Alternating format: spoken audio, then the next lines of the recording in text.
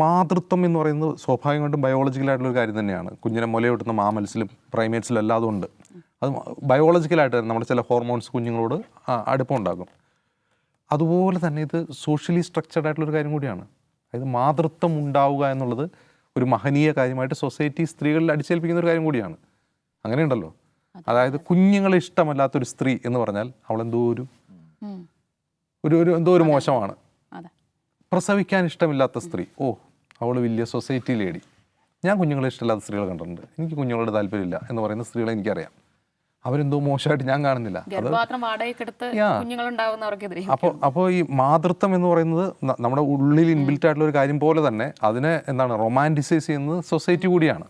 അപ്പോൾ ഒരു കുഞ്ഞിനെ എന്തുകൊണ്ട് ഒരു സ്ത്രീ ഉപേക്ഷിക്കുന്നു, അതിന് പിന്നിൽ ഒരുപാട് ഘടകങ്ങളുണ്ടാവും ഞാൻ വിചാരിക്കാം.